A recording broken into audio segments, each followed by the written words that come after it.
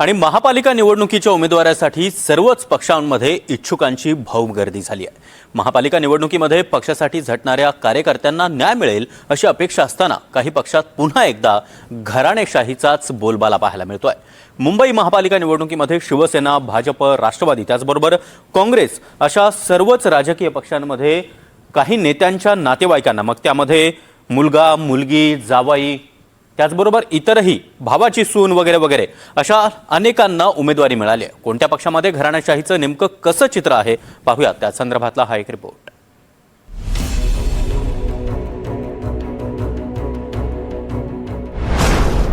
महापालिका निवडणुकीत घराणेशाहीचा बोलबाला।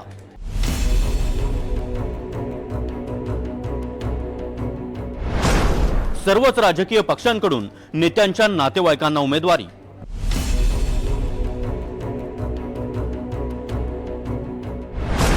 शिवसेना 6, भाजप 4, राष्ट्रवादी 3 तर काँग्रेसकडून 2 उमेदवार घराणेशाहीतले।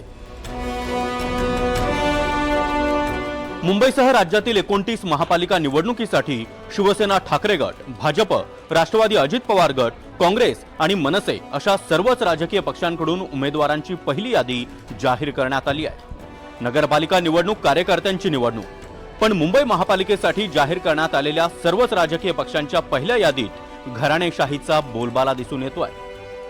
ठाकरेंच्या शिवसेनेच्या पहिल्या यादीत एकूण 28 उमेदवारांच्या नावांची घोषणा करण्यात आली आहे। त्यात 6 उमेदवार घराणेशाहीतून आल्याचं दिसतंय। राष्ट्रवादी अजित पवार गटाच्या पहिल्या यादीत माजी मंत्री नवाब मलिक यांच्या कुटुंबातील 3घांना उमेदवारी दिली आहे। तिकडे काँग्रेसमध्ये आमदार अस्लम शेख यांच्या कुटुंबात 2घांना तिकीट देण्यात आलंय, तर भाजपात विधानसभा अध्यक्ष राहुल नार्वेकर यांचे भाऊ आणि वहिनीला उमेदवारी मिळाली आहे। दरम्यान कोणत्या पक्षात कोणत्या नेत्याच्या कोणत्या नातेवाईकाला उमेदवारी देण्यात आली आहे त्यावर एक नजर टाकूया। शिवसेना ठाकरे गट, प्रभाग क्रमांक 54 अंकित प्रभू, आमदार सुनील प्रभू यांचा मुलगा। प्रभाग क्रमांक 64 सबा हारून खान, आमदार हारून खान यांची मुलगी। प्रभाग क्रमांक 89 गीतेश राऊत, माजी खासदार विनायक राऊतांचा मुलगा। प्रभाग क्रमांक 150 सुपद्रा फातर्पेकर, माजी आमदार प्रकाश फातर्पेकर यांची मुलगी। प्रभाग क्रमांक 225 अजिंक्य धात्रक, माजी आमदार अशोक धात्रक यांचा मुलगा। प्रभाग क्रमांक 95 हरी शास्त्री, माजी आमदार श्रीकांत सरमळकर यांचे जावाई। राष्ट्रवादी अजित पवार गट, प्रभाग क्रमांक 165 कप्तान मलिक, नवाब मलिक यांचे बंधू। प्रभाग क्रमांक 168 डॉक्टर सईदा खान, नवाब मलिक यांची बहीण। प्रभाग क्रमांक 170 बुशरा नदीम मलिक, नवाब मलिकांचे बंधू कप्तान मलिक यांची सून।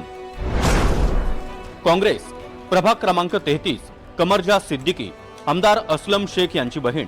प्रभाग क्रमांक 34 हैदर अली शेख, आमदार अस्लम शेख यांचा मुलगा। भाजप, विधानसभा अध्यक्ष राहुल नार्वेकर यांचे भाऊ मकरंद नार्वेकर आणि वहिनी हर्षिता नार्वेकर यांना तिकीट देण्यात आलंय, तर माजी आमदार राज पुरोहित यांचा मुलगा आकाश पुरोहित यांना ही उमेदवारी मिळाली आहे। माजी आमदार किरीट सोमय्या यांचा मुलगा नील सोमय्या यांना पुन्हा एकदा तिकीट मिळालंय। दरम्यान कार्यकर्त्यांकडून आणि सोशल मीडियावरही घराणेशाहीचा मुद्दा उपस्थित झाला तेव्हा नेते काय म्हणतायत तुम्हीच पहा। त्यात चुकीचं काही नाही। प्रभूंचा मुलगा अनेक वर्ष युवा सेनेचं काम करतो आहे, तरुणांना संधी द्यायची नाही का? ही घराणेशाही कुठे आहे? आमच्यासारखे लोक असं मानतात की ठीक आहे, कार्यकर्त्यांना संधी मिळायला पाहिजे, पण अनेक आमदारांची जी मुलं आहेत ती अनेक वर्ष युवा सेनेच्या माध्यमातून जर काम करत आहेत, पक्षात महाराष्ट्रात जाऊन काम करत आहेत, मुंबईत नाही, अशा तरुण कार्यकर्त्यांना संधी दिली नाही तर पक्ष पुढे जाणार कसा? ही तरुणांची संघटना जेव्हा मानतो तेव्हा आता आमच्या पिढीनं मागे राहिलं पाहिजे आणि तरुणांना संधी दिली पाहिजे। भाजपाचे किती खासदार दाखवू की त्यांची मुलं आमदार आहेत, भाजपाचे किती आमदार दाखवू की त्यांची मुलं नगरसेवक आहेत। इथे बाजूलाच घ्या विद्या ठाकूर, त्याचा मुलगा काय नगरसेवक नाही?